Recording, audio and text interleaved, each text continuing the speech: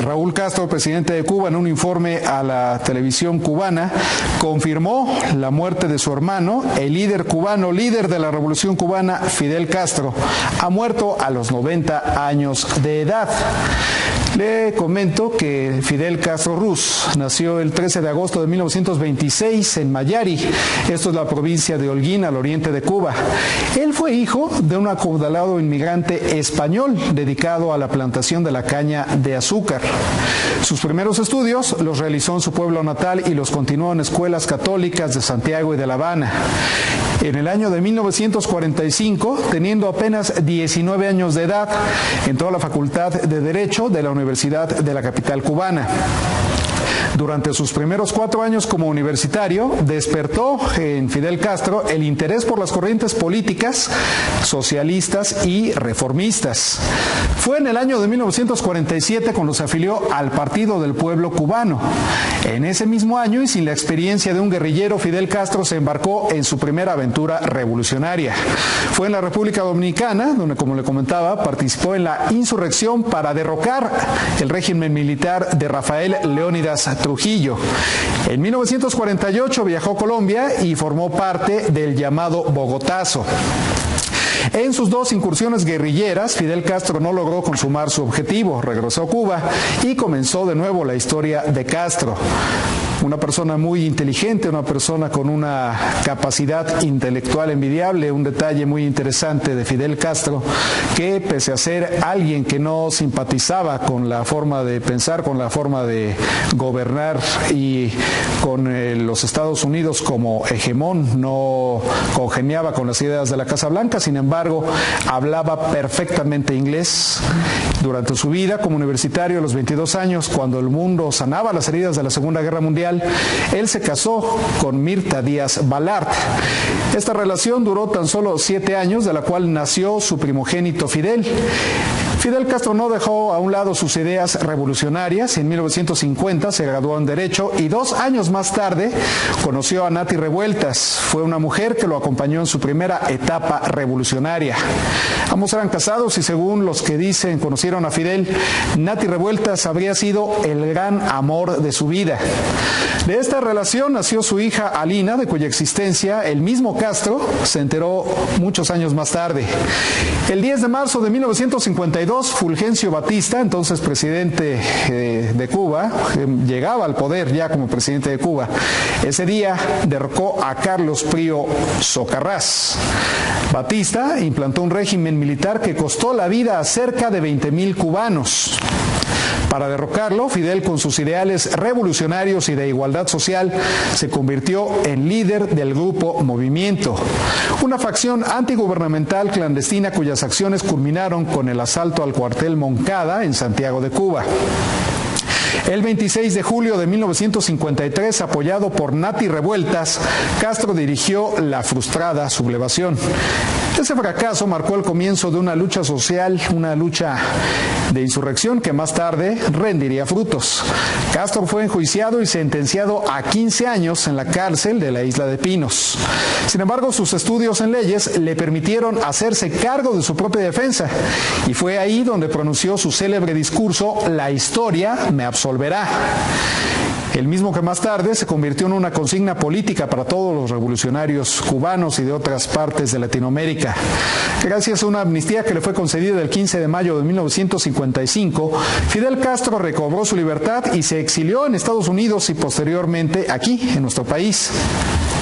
Para 1956, cuando el mundo se dividía en socialismo y capitalismo por la Guerra Fría, Castro se enteró en México del nacimiento de su hija Alina y fue aquí en nuestro país donde organizó el movimiento 26 de julio. El objetivo era derrocar el gobierno de Fulgencio Batista. A este movimiento, como ya le comentábamos, se unió su hermano Raúl Castro, actual presidente de Cuba, 82 revolucionarios y el legendario guerrillero argentino Ernesto Che Guevara. Por varios meses, los revolucionarios cubanos refugiados en México recibieron el adiestramiento militar necesario para cumplir la misión. En noviembre de 1956, Castro, el Che y 82 guerrilleros a bordo del yate Granma zarparon del puerto de Veracruz con destino a Cuba. Días después, el 2 de diciembre, desembarcaron en la isla. 70 hombres murieron en los primeros enfrentamientos contra las fuerzas de Batista. Solo su hermano Raúl, el Che Guevara, y 9 guerrilleros más salvaron la vida. Las montañas de la Sierra Maestra fueron su refugio y su mejor aliado para continuar la lucha. Ahí reclutaron nuevos hombres y fortalecieron sus ideales. El movimiento 26 de julio ganó el apoyo popular, principalmente el de los estudiantes. La batalla contra las fuerzas de Fulgencio Batista se extendió por más de 2 años. A finales de 1958, la columna 8 llamada Ciro Redondo, comandada por Ernesto Che Guevara, tomó Santa Clara y avanzó junto con los hombres de Camilo Cienfuegos, otro de los revolucionarios legendarios de ese movimiento, la Revolución Cubana, marchó con él hacia La Habana. Fidel Castro, el líder, sus hombres, el Che y el respaldo del Partido Popular Socialista vencieron al ejército de Fulgencio Batista. Para el 1 de enero de 1959 y sin el apoyo de Estados Unidos, Fulgencio Batista huyó de Cuba. Fue así como triunfó la Revolución Cubana y comenzó una nueva historia para la isla y para Fidel Castro, quien en ese momento comenzó a demostrar su amplio poder político, un poder que lo acompañó durante muchos años. A los 33 años, en 1959, Castro se autonombró primer ministro y en 1961 comandante en jefe de la primera nación comunista de América, esto en plena Guerra Fría. En un eufórico discurso anunció las prioridades del gobierno revolucionario, que fueron la reforma agraria, la justicia social y la democratización de las instituciones. Durante esos años 60 y en medio de la Guerra Fría, como ya le comentaba, Castro decomisó miles de tierras y negocios de todos los terratenientes. Recordemos que su ideal era una nación de igualdades. Por estos hechos, el pánico se apoderó de Cuba. Miles huyeron de los ideales comunistas de Fidel. Se refugiaron en Estados Unidos, donde fundaron un frente anticastrista. Esto básicamente en Florida, específicamente en Miami, donde se encuentra la diáspora más numerosa de cubanos en el mundo. En un intento por dar fin al régimen comunista, el 17 de abril de 1961, más de 1,000 exiliados cubanos desembarcaron en Bahía de Cochinos, en Playa Girón. Apoyados por la Agencia Central de Inteligencia de Estados Unidos, la CIA, intentaron invadir Cuba. Sin embargo, Castro nuevamente se levantó con la victoria y demostró a Estados Unidos que no sería un líder fácil de doblegar. Fue entonces cuando se formó el Partido Unido de la Revolución Socialista Cubana. Castro buscó el apoyo de la Unión Soviética y negoció acuerdos sobre armamentos, crédito y alimentos. En consecuencia, en febrero del año 1962, el presidente John F. Kennedy impuso un primer embargo comercial y logró la exclusión de Cuba de la Organización de Estados Americanos, la OEA. En el año de 1965, Fidel Castro fue nombrado secretario general del Partido Comunista, la organización política que gracias a la Constitución del año 1976 logró perpetuarse en el poder como partido único. Este antagonismo con Estados Unidos marcó cada aspecto de la política cubana. A mediados de 1980 se produjo la Operación Mariel. 120,000 cubanos fueron expulsados de la isla por considerarlos opositores al régimen. En 1989, la perestroika, la glasnost marcaron el fin del romance entre La Habana y Moscú, un romance que había durado durante prácticamente el inicio de la revolución hasta esos momentos. Cuba se quedó sin protección y sin el apoyo de la Unión Soviética. Fue así cuando comenzó el fin de la bonanza en la isla.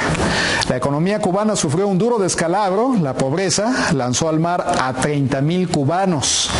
A esto se sumó la controvertida ley Helms-Burton, impuesta por los Estados Unidos. En el año de 1996, los Estados Unidos endurecieron aún más su política económica hacia Cuba. 2 avionetas de la organización Hermanos al Rescate sobrevolaron el territorio aéreo de Cuba y fueron derribados. En 1998, el hombre que hirió de muerte al comunismo, así se consideró en su momento, fue Juan Pablo II. Así lo calificó Fidel Castro, a quien también lo tachó como la persona más extraordinaria de nuestros tiempos. Visitó la única nación comunista de América. Castro no solo permitió la llegada del jerarca de la Iglesia Católica, también permitió que las ceremonias religiosas se transmitieran por televisión a nivel nacional. Este encuentro histórico entre el Papa anticomunista y el líder comunista más importante de América Latina marcaron el más importante acontecimiento de Cuba desde el triunfo de la Revolución. Y ahí, en tierras cubanas, el Papa, hoy San Juan Pablo II, habló de libertad. Fidel Castro sobrevivió en el poder a 10 presidentes estadounidenses, casi a 11 considerando al recién electo Donald Trump, todos ellos con la consigna de derrocarlo. Además, sobrevivió, escuche usted, a más de 630 atentados, según su propio recuento. A mediados del año 2005, el gobierno de Estados Unidos aseguró que Castro tenía cáncer y pronosticó que su muerte estaba cercana.